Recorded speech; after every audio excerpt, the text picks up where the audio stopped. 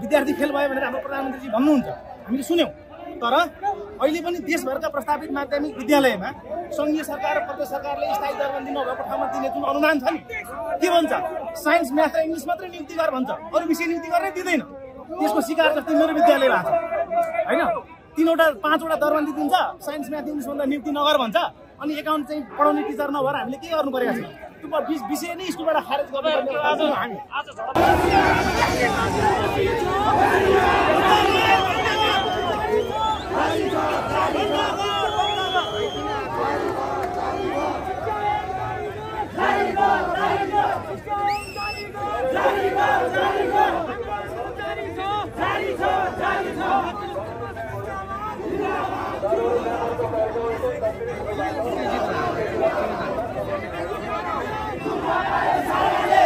निषेधित क्षेत्रमा आफ्नो प्रदर्शन गरिरहेको एकजना प्रहरी साथीले लाठीचार्ज गर्यो। लाठीचार्ज गर्ने बित्तिकै साथीहरू आक्रोशित भएपछि साथीहरूले त्यो घेरालाई निषेधित बाढलाई तोड्न खोज्यो। त्यो बाढलाई बाहिर ल्याउने बित्तिकै प्रहरीले पानीको फहरा हानेर हाम्रो साथीहरूलाई बेसरी कुटेर घाइते बनाएको छ। शिक्षकको हातमा पनि ढुङ्गा भेटियो छैन, शिक्षकको हातमा कुनै शिक्षकको हातमा ढुङ्गा थिएन, शिक्षकको ढुङ्गा प्रयोग गरेको छैन। जो जनाएर विज्ञप्ति निकालेको छ, हामीले त्यो पनि त हेर्न सक्छौँ नि। ढुङ्गामा त अभिभावकले पढाएर नि त सर त्यो दृश्य देखियो, त्यही त मैले अपवादमा भने कतिपय विद्यालयमा घर फर्कियो भन्न सके होइन, ख्रिस्टियनले होइन कतिपय स्थानीय तहको विज्ञप्ति हेर्नुभयो होला यहाँहरूले भनेका छन्। हामीले त्यो पनि हेर्नुपर्ने हुन्छ। कतिपय पालिकाले स्कुल फर्काउन पनि भन्नुभएको छ। हामी शिक्षकले आन्दोलन हिंसात्मक बनाउने, ढुङ्गा मुढा गर्ने नीति छैन भन्ने कुरा त आज 27औं दिनसम्म त्यो स्टेजबाट बारम्बार संयमित हुनुहोस्, अनुशासित हुनुहोस्, दुबोमा नउक्लिनुहोस्, दुबो नकुल्चिनुहोस् भनेर बारम्बार उहाँहरूले भनिरहनु भएको छ। हामी त्यो टेरिरहेको छौँ। यहाँले देख्नु होला, सामान्य एउटा पानीको बोतल खोलेको त्यो कागजको टुक्रा पनि हामी खल्तीमा हालेर हिँडिरहेको छौँ। हामीले त्यहाँ सडकमा फालेका छैनौँ। त्यो दृश्य देख्नु भयो होला सायद। ठिकै छ, शिक्षक र अब सरकार बीच वार्ता भइरहेको छ होइन, यता फेरि अब झडप भइरहेको छ, के हो भन्नुहोस्, के भइरहेछ? सरकार बीच वार्ता अनौपचारिक औपचारिक रूपमा वार्ता भएको भन्ने समाचार हामीले पनि समाचार सुन्ने हो। तर ती वार्ताहरू सामान्यतया परिणाममुखी हुन नसकेको, निष्कर्षमा पुग्न नसकेको भन्ने कुराहरू नै आइरहेको भएर आन्दोलन रोकिएको अवस्था छैन। महासङ्घ अहिले पनि आन्दोलन निरन्तर जारी छ भनिरहेकी छ। हामी त्यही महासङ्घको आन्दोलन घोषणा अन्तर्गत त्यही आन्दोलनमा निरन्तर उपस्थित भइरहेका छौँ। सरकार बीच औपचारिक अनौपचारिक सरकार र महासङ्घ वार्ता त भएको भन्ने कुरा सुन्नमा आछ, तर ती परिणाममुखी हुन सकेनन्, निष्कर्षमा पुग्न सकेनन् भन्ने कुराहरू पनि आइरहेका छन् होइन। त्यो कारणले गर्दा सरकार शिक्षाप्रति संवेदनशील छैन भन्ने कुरा आज मलाई एउटा उदाहरण थियो तपाईँको। सायद यो अलिकति 2 मिनट समय लाग्न सक्छ होइन। म तपाईँलाई एउटा कुरा बताउन चाहन्छु। सामान्यभन्दा सामान्य कुरा पनि शिक्षाको गुणस्तर आएन, विद्यार्थी फेल भयो भनेर हाम्रो प्रधानमन्त्रीजी भन्नुहुन्छ, हामीले सुन्यौँ।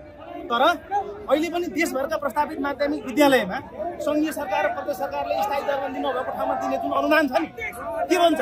साइन्स, म्याथ र इङ्ग्लिस मात्रै नियुक्ति गर भन्छ, अरू विषय नियुक्ति गर्नै दिँदैन। त्यसको शिकार जस्तै मेरो विद्यालय भएको छ होइन। 3-5वटा दरबन्दी दिन्छ, साइन्स, म्याथ, इङ्ग्लिस भन्दा नियुक्ति नगर भन्छ, अनि एकाउन्ट चाहिँ पढाउने टिचर नभएर हामीले के गर्नु परेको छ? त्यो विषय नै स्कुलबाट खारेज गर्नु हामी होइन। हामी पटक्कै छैनौँ। म अहिले पनि अगाडि बसेर नारा लगाए पनि साथीहरूलाई छेक्ने प्रयत्नमा होइन। त्यो हाम्रो नियत, त्यो हाम्रो नीति, त्यसको बदला लिने भन्ने कुरा त हामीसँग पूर्वाग्रह राख्ने, बदला लिने, आक्रमण गर्ने भन्ने कुराको त्यो नीतिमा छँदै छैन। हाम्रा साथीहरू देख्न सक्नुहुन्छ, अगाडि नै बसेर पुलिस सँगसँगै हात बाँधेर छेकिरहनु भएको छ। त्यो तपाईँले देख्नु नै भएको छ। बदला लिने अथवा फेरि यसको हिजोको ढुङ्गाको बदला ढुङ्गाले तिर्ने, लाठीको बदला लाठीले तिर्ने भन्ने खालको हाम्रो नीति छैन। हामी त्यसो गर्दैन।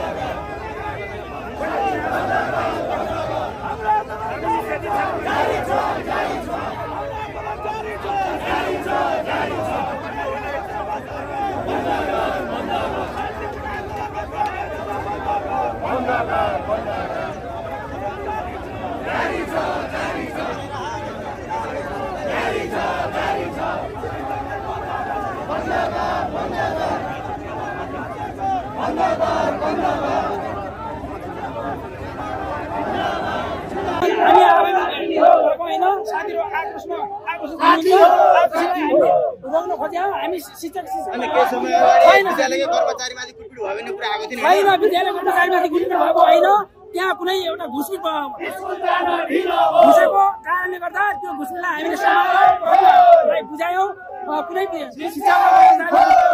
शिक्षाले गरेको छैन हिजोको आन्दोलनमा कसरी झडप भयो भन्नुहोस् त के कारण भयो हिजोको आन्दोलनमा विद्यालयको शिक्षक कर्मचारीहरू शान्तिपूर्ण तरिकाले आन्दोलन गरिरहेका थिए हामी निषेधित क्षेत्रमा जब पुगेका थियौँ त्यहाँ पुग्ने बित्तिकै साथीहरू निषेधित क्षेत्रमा आफ्नो प्रदर्शन गरिरहेको बेला कुनै एकजना प्रहरी साथीले लाठीचार्ज गर्यो लाठीचार्ज गर्ने बित्तिकै साथीहरू आक्रोशित भएपछि साथीहरूले त्यो घेरालाई निषेधित बाढलाई तोड्न खोज्यो त्यो बाढलाई बाहिर ल्याउने बित्तिकै प्रहरीले पानीको फहरा हानेर हाम्रो साथीहरूलाई त्यसरी कुटेर घाइते बनाएको छ त्यसैले शिक्षकको हातमा पनि ढुङ्गा भेटियो छैन शिक्षकको हातमा कुनै शिक्षकको हातमा ढुङ्गा थिएन शिक्षकले ढुङ्गा प्रयोग गरेको छैन जो घुसपिट तिनीहरूले भिजिलेन्सहरूले ढुङ्गा हानेको हो हामीले उनीहरूलाई समातेर उनीहरूलाई हामीले प्रहरी समक्ष बुझाइसकेका छौँ सर्वोच्चले अब 3 दिनभित्रमा जानु भनेको थियो अझै माग पुरा भएन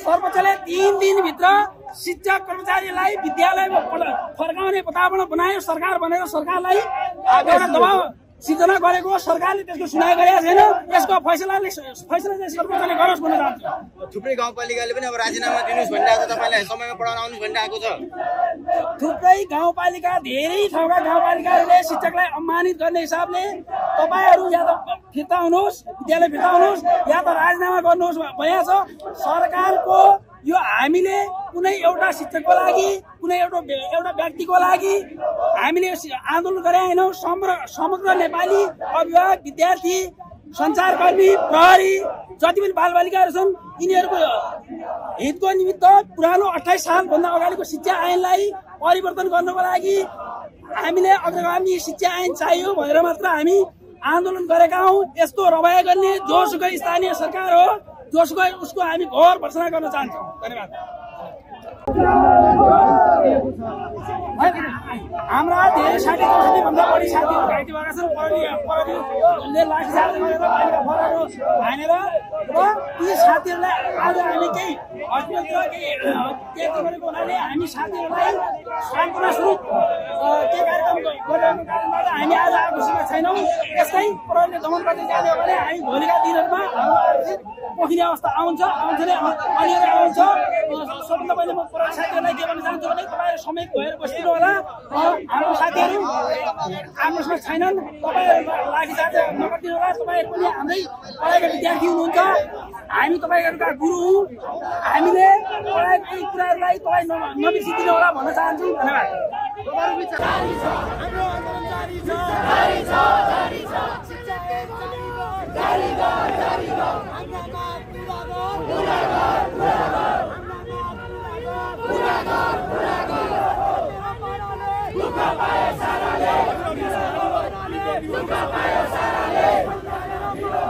Nunca vai